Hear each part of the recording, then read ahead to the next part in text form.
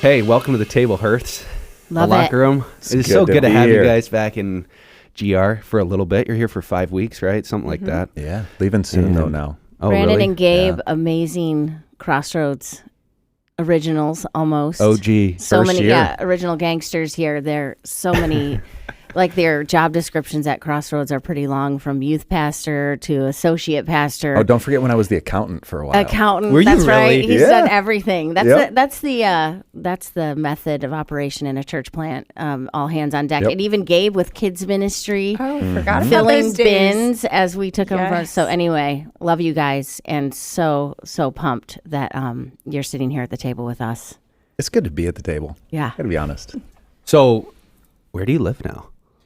Chiang Mai, Thailand. I was like, is there something with it? Chiang Mai, No. Thailand. Yeah. I heard so that Chiang Mai is like one of the most beautiful places in the world. It's gorgeous. Absolutely. And I do cyber stalk you guys. You guys are really good. Well, it's One of probably us Gabe is is good. very good at posting pictures of your precious little girls and what life is like for you guys. I feel like I know you, and I know your life in Chiang Mai, even though I've never been there. Good. yes. Yeah. What's crazy is Rod was on the first trip when we went Yeah. over to like check out the seminary, which we haven't said what we're doing, but he was there like totally unrelated. Jeremiah, Rod, and Matt Stoll were all there. Like it was nuts. So we got I think a I chance to hang remember out. some scooter incidents. Yeah, and riding up and down the mountain together, a little gang. You know, there's some incidents for sure. Yeah. Yes. The Amazing things wives don't food. really want to hear about, danger and things happening. Yeah. So Yeah. Till after it's over. When in anyway, I Thailand. want to ask you guys, just to start out, how did you get from Grand Rapids, Michigan, safe, relatively safe, comfortable Crossroads to Chiang Mai? Yeah. How does that happen in someone's life? I know that you have a lot like that has happened and led to it. It was not something that we were looking for. We weren't expecting. I mean, there was something. I'll take us back like 10 years before that. Yeah. So we've been all over Asia. We used to live. Both of us have had a huge heart for Asia. So Chiang Mai wasn't surprising to people. And there was one spot that we flew into, and Gabe hated Thailand. I don't know if I can say that on the podcast. Gabe hated Bangkok. So It took like 5 years for me to convince her to go there. So we'd be in Asia and we'd go everywhere else except Thailand. And I'm like, I want to go. Like we're going. Like at some point. And why? Because did you just guys already knew always you have a loved heart? it, or you just? Every other person is like, we love Thailand. And then Is it there's- because of there's the Gabe. One Night in Bangkok song? Remember that old song? One night in Bangkok and the world's your oyster. Yes, Remember that I song? do know that song. Yeah, it wasn't. yes, Honestly, that's it what was. It is now. It wasn't then. That was why, Libby. So the Yes. world's your oyster. The Anyway, word, go yeah. on. So I'm like, okay, what about Chiang Mai? And she's like, okay, I kind of like Chiang Mai. So we flew in, and the plane lands, and I looked at her, and I've never done this anywhere else in the world. And Chiang Mai is beautiful, but it's not like the most beautiful place that you fly into. And I looked at her, and I was just like, oh, we're gonna live here. And I had never even stepped foot in Thailand. Something in me, and then for probably the next. It was about 7 years. I'd still like, I'm ADD. I forget things. You know, I'll be all excited about it. Like, we need a Roomba. And then Yeah. I forget that they exist. So what did you do, Gabe, when he's like, we're going to live here? I didn't share the sentiment. I don't think, but no. I mean, I think that trip I gave Chiang Mai a chance, and it was a different experience. Like flying through Bangkok, and like having another destination in mind is one thing. In Bangkok is for people who have been. It's pretty seedy. Yeah. And that's what I didn't like about it. Like, And you were everywhere- always in the back, like you were passing in, through like, with the like no backpacker money. district. So she's in like the cheapest hostels and yeah. like it is. So you're not getting certainly the best side of Thailand or even the best side of Bangkok for that matter. There's probably much better to be enjoyed. But for my purposes, when I was like young and on a budget and traveling through, like Bangkok's just kind of gross. And so that's the image that I had. But Chiang Mai is a different story. It's like, I mean, if you travel anywhere in the States and you go to, I don't know, like a Key West, and then you go to like a Nashville, Tennessee, you're like, it's just a very different vibe. And like the people are different, the purpose of being there and stuff. And so Chiang Mai is very jungly, and culturally more adventurous. Like Yeah, big cities tend like to just adventure like, sports. they all seem to look very similar around Yeah, the world. right. But just globalization is taking part. Right. And Chiang Mai is still and up they in the cater to mountains. the tourists too, more so. Whereas like Chiang Mai is like, in my opinion, it just feels very culturally like accurate, where, you know, people are doing what they would naturally be doing, and you're just coming to be a part of that and kind of like see it firsthand, as opposed to like them catering to all the things that the tourists gravitate to it, which is we have those streets. Yeah. We have some tourist streets, but yeah. So you've always had like a heart for Asia, and then you Yes. land in Bangkok, but you're still at Crossroads. Yeah. Comfortable Crossroads. So most people probably won't remember, but I was youth pastor. Crossroads asked me to be the associate pastor, and I said, I have to ask for something that I would do this, but I never want like my calling to be more important than my wife's. And she says she's not done with China at the time. And so you guys graciously said, take 9 months, go take kind of like a unpaid leave and go teach in China. And so that's what we did. And that's where we flew into Chiang Mai, and we were super excited to get back to Crossroads. I was just thinking like, at some point in our lives, something just was stirring me that like, we're going to live here. And I hadn't seen anything. Too. I was still sitting on the plane.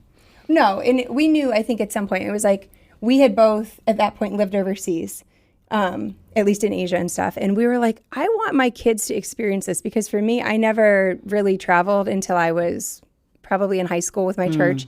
And then I chose to do that in college a number of times on like mission trips and stuff. And we heard about like for your kids in Israel, like how formative that was. Right. It changes you. And it just gives you a different, like a more global perspective and a less selfish, just, I don't know. It does a lot of things for your brain, especially if you're developing those things and those senses of reality and worldview. So for us, I was like, I want to do that with our kids. That's important to me. We don't have to live there for, indefinitely, but I would like to do a stint overseas. And so we kind of had that in the back of our mind, I think. We didn't even have kids, but I think it really, like, to answer the question of like how we discerned, probably the most, like the key time was actually probably 5 years later, 6 years, 7 years later. I don't remember how long it was, but we were back here in Michigan, and we were on a walk, and we were just talking, and for some reason it was like, where do you see like 10, 15, 20 years? And Gabe was answering where she saw, like, for me, career-wise, and she started listing off a lot of stuff. Yeah. So for me, I'm like, well, I can work anywhere. I'm an ESL teacher, and so that's a pretty easy gig. And we had just taught English. And that's what you wanted to do. You were just like ESL. Right. Yeah. I'm happy with that. But I mean, it's also really versatile as far as if we're going to live overseas. He, on the other hand, we had just taught English, and he's like, this doesn't really make me come alive. Like, there's no ministry context really in this besides what we can do outside of class. And that was in a very closed, like, communist country. And so he's like, I would really like to, like, do ministry openly.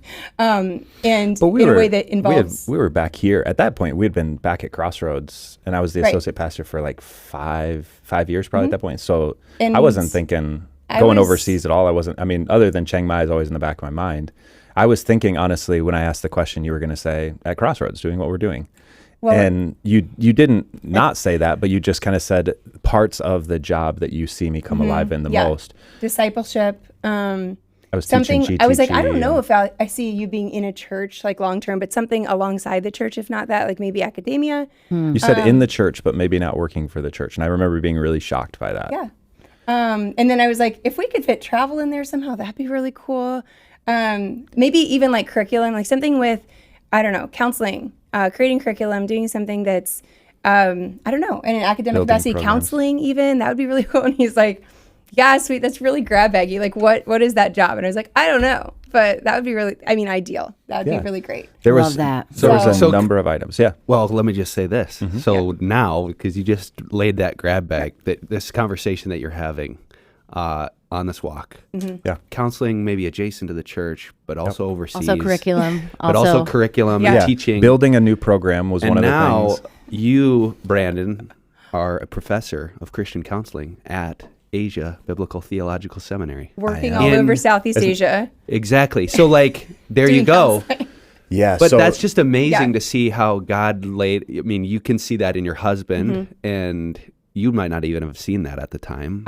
He had a different trajectory. Honestly, I was really happy. Like, we were in a really sweet spot at that walk. Like, I really thought she was going to be like, things going good. Like this. And but that's really cool how I think sometimes couples, first of all, it's really cool that you guys talked about it, that you guys went on a walk and that you're like, where do you see, and you just were free to dream with each other and just say, like, this might sound crazy, but here's the grab bag. Like, here's the 20 things that we would like, the 20 boxes we would see ourselves and what God does with that. And so you pair that with like a sense of adventure, a sense of holding everything super loosely and just being willing to what God's going to show you. And he just took all that. And that's basically what you're doing. Yeah. We probably, I don't know, maybe a few months after that, we found out, I don't know if you remember this at that point, but like Someone at Cornerstone had talked to me about teaching a little bit. Someone at the seminary, now In Grand Cornerstone Rapids Theological, side. had talked to me a little bit about maybe coming in and doing some teaching. And it didn't work out. I spoke with Crossroads and they're like, yeah, hey, if that fits. But they were like Tuesday and Thursday when all of our meetings were. Yeah. And then I found out about this third branch. That was ABTS, And they what you were said, Asia teaching- Biblical Theological it was a Seminary similar in class. Chiang Mai, Thailand. And so Kidding he- me. And so did your immediately the flags start going up like, wow, this might be an opportunity? Or It was short term. Yes and no. At the time. It would have been like him going over for 2 weeks, but like teaching a hybrid Right. course. And so he was like, I could probably get away with that, right? Like if it's the right time of year. Yeah. And so he applied for that. I emailed about like, hey, do you need someone to come over and Yeah. teach? They Here's teach my for resume. one week in person. And I said, I can do that. Yeah. Send it over. So the dean got back to him and he's like, hey, I just checked out your resume. I know this is like not where you're going for at all, but yes, A, we do want that. B, would you consider moving your family here and teaching counseling like full term? And he's like, I know we've that's been a lot looking to for ask. someone for about 10 years. We've really needed this. And like this spot hasn't been able to be filled. This is the background that we need. Do you want to do that? Yeah. And I was I was like 7 months pregnant with our second daughter. And we were happy where we're at. And we had a home. Owned a home, everything.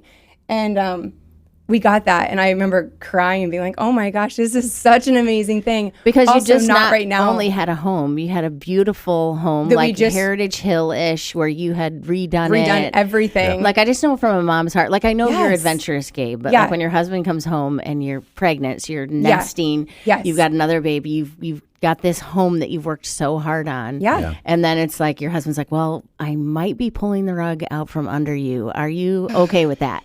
And I think, We said no. Yeah. For what it's my worth. caveat was like We emailed back and we not said when no. is this? When is this timeline wise? 2019, 2018? 2018. 2018 probably, yeah. At And the we end of emailed back and we 2018. said, oh my goodness, it sounds perfect.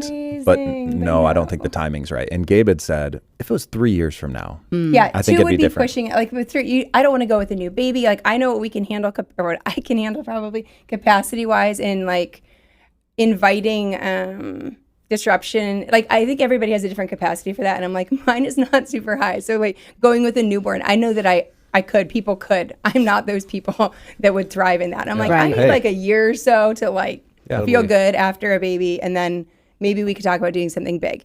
So I was like, maybe 2 or 3 years from now, that'd be so sweet. But like, we can't ask for that. They need someone and they've been looking and that's not fair, whatever. Just tell them no. So how many years we was did. it? Because you obviously ended up doing it. yeah, well, he emailed back and he said about 3 years. And we're Wow. like, Like that was 3 the years same from now? number, Yeah. 3 years from then. From the, Now, Yeah. in retrospect, we didn't know at the time, but he was thinking like, it's going to take them that long to raise uproot their funds lives, and do all this fundraise, do all stuff. that stuff. So Right. he was basically saying like, how about you take the job now? Yeah. Yeah. It'll take you 3 years. Yes. But we were like, in 3 years, well, we could probably do that. That's exactly what Gabe just said. Gabe's like this Yes. prophetess that like keeps Yeah. predicting everything. Yeah. So, So- God. we ended up, We ended up starting the process Mm-hmm. and it didn't end up taking quite that long. Actually, we were faster than anticipated, but then we got stalled out because of COVID. We like were ready to Right. go. I remember that. March of 2020. sold our house and Thailand said, you're not coming in. Slammed the door shut. We were like, oh, cool. We just sold our house. Where'd you live? We moved in with his parents All right, in a yeah, 2-bedroom yeah. condo that they had just downsized to. Which was honestly like, was it was special. great. But it was tight quarters, but like you see something about why so many cultures live intergenerationally. It was a beautiful time. Yeah. It was, I think that it was very disruptive for their beautiful, pristine, brand New new house.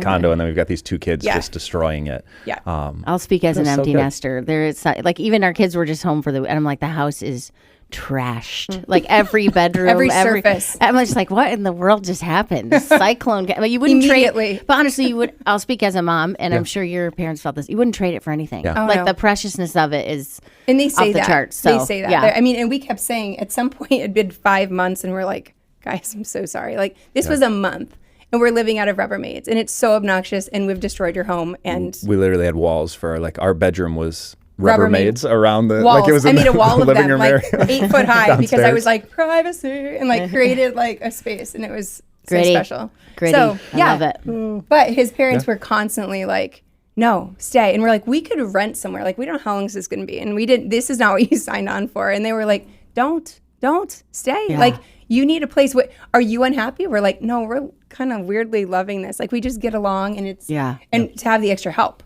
like with a 1-year-old and a 3-year-old. I was like, I mean, I am really priceless. enjoying this. Oh, awesome. colicky little 1-year-old. Oh, Lord. It was priceless, I'll tell you. We're like, here, his dad gets up super early. We're like, go upstairs. Yeah, go upstairs. We're gonna sleep a little bit. Yeah.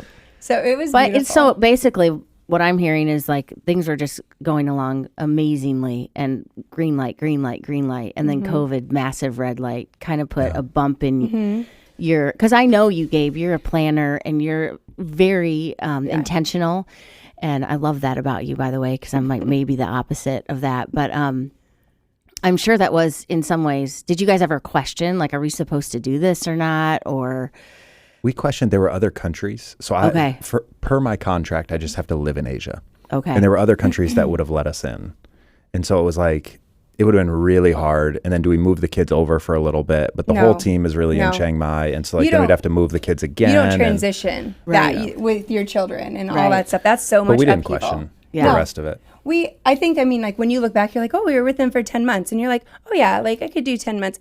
You don't know that you're in it for 10 months when you start that. You think I'm here for a month, and then 2, 3, 4. And then, so there was that element of like, we didn't get this wrong, right? And I remember thinking about 5 or 6 months in, just talking to God, and was like, we felt so sure in like dumb, small ways that would like reaffirm, and in really big ways. But then I remember him being like, Gabe, I told you yes. I didn't tell you were going right now. Like, you're all gung-ho. You packed your bags, and that's fabulous for you because that's who you are. But I didn't say you're going tomorrow. You assumed that. I just said you're going. And I was like, okay. So good. It was probably easier. So good. When you ask, like, how do you discern God's will? Like, this one was so easy in a lot of regard, like with the things that had happened. And maybe we needed that because when COVID hit, like I don't think we waffled a lot. It was like, this you one's had really like clear. like sometimes we talk about a stake in the ground. Yes. Like you had put us, like you had a moment where you could look back and be like, no matter what happens. I know I was sure. I was sure. Then. At that point, I was sure. Yes. I mean, God put a passion for Asia in our hearts before we ever met, 2 decades before. Like this was a really clear, easy one. You didn't tell them. There was just a little moment that it was one of those stakes in the ground in the whole discerning process. So when the dean asked him, will you come long term? And we're like, no, maybe in 3 years, whatever. It's just like a small thing that was like, okay, that's kind of funny and cool. But when he asked, he sent a full job description over. And it had all the things. So I had the grab bag, right, of all the stuff. Everyone. It also, just to back up, tiny little snippet, when I said I did like some travel internationally when I was in college. I went to different mission trips. And all of them happened to be in Asia, even though I'd like sign up for other trips. And they're like, oh, we're not going to South America anymore. We're going to China. And I'm like, that's okay. That's not really what I planned. So it would always get derailed. It'd always be in Asia. One time it was to Thailand, Cambodia, and Laos. And there's a lot of people don't know, but there is refugee camps in the northern border of Thailand from people who have come over from Myanmar. Because there's a civil war that's been going on for 40 years. And the people have been displaced into those camps. The civil war's been going on for over 70. But the camp started 40 years ago. When people would flee, and Thailand was so they've been refugees for 40 years, like permanent refugees in a sense. Barbed generational. wire on the top of the camps. Like a whole generation. Thailand said you can stay here, but you can't become Thai. And when we mean here, like we'll draw a line and you guys don't leave this place. And they cannot leave. And they don't, the people that are born there, they don't have a passport. So they're not Burmese and they're not Thai and they cannot work. Like, there's nothing. And they're almost forgotten. Yeah. 100%. We're in Chiang Mai, 3 hours away, and we'll talk to people about this, and no one seems to even know that they're there. Yeah. And incidentally, we're that talking hundreds happens of thousands. around, like when we went to Jordan, same thing. The Syrian refugees that had come into Jordan, same exact thing. They have to stay in this camp. They can't work. And it's tragic. I mean, there's just, we can't even relate to the kind of pause that puts on your masculinity, your identity, your family, like you can't have people that don't work, that don't create, that don't, you know what I mean? Like if we're created in that image and we're supposed to have things that make us come alive, I put little stupid things throughout the day that I'm like, you can do this, you can have a coffee drink later, like little things to get excited about in within the week and within the month and in the 5-year plan, for crying out loud. Like to have none of that, to hang hopes on and dreams and anything like that is deflating for a human. And like, so the levels, like you can imagine where there is no purpose, like where we're talking about, you're like, you're able to free to dream dreams and do all that stuff. You're just not. No. And so the levels of like suicide and abuse and alcoholism like are just epidemic, and you can read about it. But you went there and you saw it firsthand, and it etched itself in you. When we went to that mission trip, we didn't really necessarily plan this, but we went to those camps and they let us in, which usually you don't have like passport to be able to go in. And they invited our whole group in there, and we got to meet some of the leaders. We got to like the local people in there. We got to meet a lot of the kids and just play with them. And we were there for a few hours. We went to leave and all the kids like ran to the fence on the inside and were like putting their hands on the fence, and we were putting our hands on the fence. And like, I remember leaving and just sobbing and being like, okay, I didn't know about that 5 hours ago. Now I do. What am I supposed to do with that? And I was kind of mad at God. Like, I'm a stupid 17-year-old who has no skills or ability to do anything to make this different. And now I just get to hold this. Like, that's horrible. And then when I came home, I told people about it, and they were like, oh, I had no idea it existed. And I'm like, I didn't either. And now I'm carrying this weight and I can't forget it. And so these camps just stuck with me of like, I have so little ability or resources or anything to give to make any of this better. Even in my mind, like there's no, God, why? It's just like these people's lives are completely forgotten. And anyways, we got that job description years and years later. I had gotten a master's degree. Did you even know Brandon at that point? No. I didn't know about this. No. I had never heard the story. No. I'm saying you, because you said you were you were 17. You didn't even know he existed. Nope. I didn't know he existed, and I didn't know why that was kind of planted. And fast forward, I go to school, bachelor's degree, master's degree, have a kid, get married, renovating a house, blah blah blah, all these dreams, doing all these things. And then we get this job description, has all the grab bag of random things that I had listed. It says, here's some of the places we go. One of the places is Mesach Camp, where I had gone. He goes in there to teach discipleship and to teach counseling and to deal with the trauma. And he has the skills, the background, the desire to go to that exact same camp.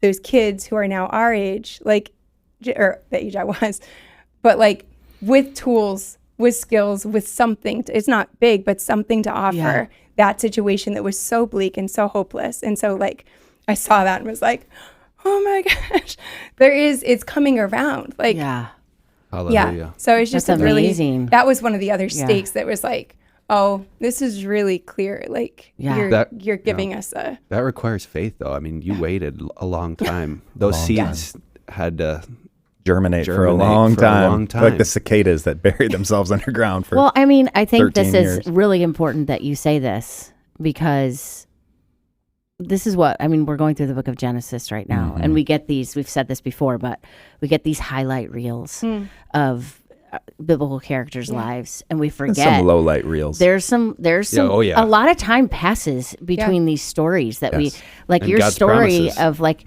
if you were a biblical character, God might record you going to see these camps as a 17-year-old. Yes. Then that might be the book of Gabe chapter 1, and then the book of Gabe chapter 2 would be you get this job description and got like, and we forget that there's think, like years between that, but God is at the macro level, just, it's so encouraging. He's weaving these stories together. And it started with you saying a simple yes at 17. Going, I mean, if you wouldn't have done that, like you wouldn't have seen like the hand of God as he's moved through both of your lives as a couple and put you on mission. Just beautiful. And thank you so much for sharing, because we all need to hear these. We all need to be encouraged. We all need to know that there's a God who sits on the throne that is literally playing chess with our lives. We need to remember that when we say yes, God's able to use that. And so, I mean, just thank you so much for sharing that part of your story. It's awesome. It's awesome. So what's happening now? Like, give me a typical day in the life of the Hirths. Ooh, a typical day. Well, I mean, it changes. So that's fun. I like that. Ministry ADD. day. I can imagine the typical day because of the cyber stalking, that there's a lot of fun things happening in the Hirth home. But in the life of ministry, like, what does that look like for you? Where did it start, and now where is it going? Because it has looked different throughout the 3 years. I mean, I think so. Last year, I actually taught there wasn't a period last year where I wasn't teaching actively. I guess that's not completely true. We do 12-week quarters. Okay. And then we have 1 week off. The students get that off, but I have all of their final projects to grade.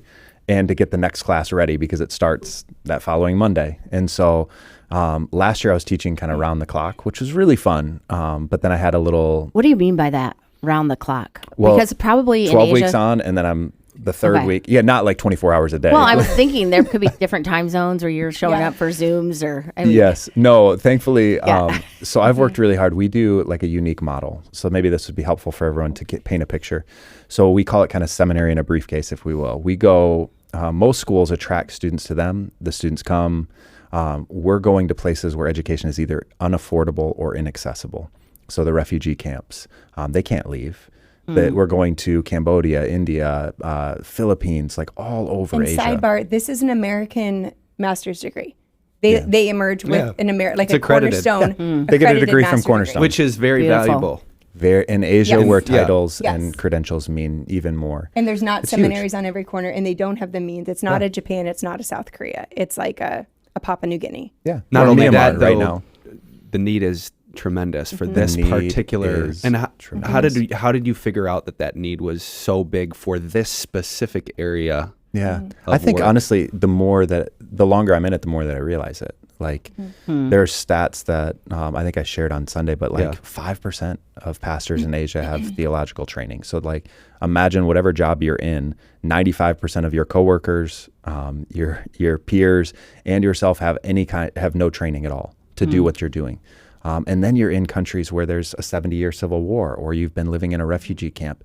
And for centuries, where do people go for counseling and care? If it's just in my area, we'll say they go to the temple, they go to the mosque, they go to the church, and that's still where these places go. They don't have counselors on every corner. It hasn't married the healthcare system in their country. People are still going to their pastor and saying, like, help with this issue. Yeah. And these pastors are like, I haven't had any training in anything in many cases. Let alone counseling. Right. Let alone They counseling. maybe Or became like the trauma Christian- therapy. Oh, Yeah, 100%. And then Which is That's a luxury. yeah. And here, like, I mean, it's daunting in a lot of regard, but it's also so encouraging to be a part of. But if you imagine on a Sunday here at Crossroads, when you walk in the room, there are people who are having the best week of their life. There are people that are having the worst week of their life. There are people all sorts of in the middle. There, when you're like in Myanmar, for example, where there's a 70-year civil war, everyone's walking in and their nervous system is off the charts activated. They're all in collective trauma, and we're designed to regulate off each other. We need other people to be able to calm us down. They need other people to be able to help us to regulate what's going on. And so they're walking into situations where it is just tenfold kind of what we're experiencing, because it's an active war zone and everybody's living it right now. There's no calm people to help. They have to be that. And so we get a chance to pour into these leaders and pastors that then have poured out to so many, but no one's poured out to them. Yeah. And it's a, I say daunting, but so fruitful and encouraging thing.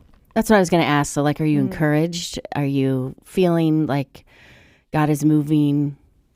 Yeah. What's the biggest encouragement that you have and the biggest discouragement before we close up? It's gone so fast. Like the goals that he had when we moved there were like the students are really asking for some sort of counseling training. So providing an intro to counseling class, each semester, like so it's available. Right. And then the second one was giving an emphasis in counseling. So there's 4 classes available that they could dive in. It could be like an emphasis or a minor track for like a bachelor's degree. And then the third was to create an entire master's program in that. And they just put the all the application, they wrote all that out. They have all the syllabi, everything. And they just put it on Cornerstone's desk this week. So it's like, I mean, it's just full steam ahead in as far as the students are concerned. That's And I so would say, great. like, for our goals, it's been really encouraging to see those hit. But when you ask the question of, like, what's the most encouraging, immediately what jumps into my mind is, as a person who helps to train up people to counsel others, it's seeing them do the work themselves. So in Asia, there's this sense that you have to have it all figured out if you're going to lead others. So we did a marriage conference, and I was telling other people about it, how we got up and like 5 minutes before, we were having a great week. 5 minutes before we get up to talk about marriage, we're fighting, like Gabe and I. Typical. 100%. I mean, right, it just doesn't happens it? every time, Yeah, right? Every literally time. on the walk-in. You're Yeah. like, that's how it goes. So we just brought it. We're just like, hey Yeah. guys, this is where we're at. We're going to solve this in front of you. Like we'll use this as, and my Asian students are like, that sounds incredible. I could never do that. The second that you say that you don't have it figured out, everyone lose all in credibility. All your rapport is they need the example to show Yeah. like this works and you can do this. And so to see students beginning to work on their own stuff that are leaders that have these massive pressures on them to act like they have it all together. Yeah. But to see them not just think about how to care for others, but to go back into their own life and to begin to evaluate like how I'm parenting, how I'm acting in marriage, the things in my own life from my childhood that are impacting. It's been so fun and Yeah. encouraging to see them do the work and then be so excited to heal and to help And just a in sense healing of being others. freed up from that. That's so good. So what's the most discouraging thing for you guys, or like how can we pray for you? Whoever's listening, like what's up with that? No queso?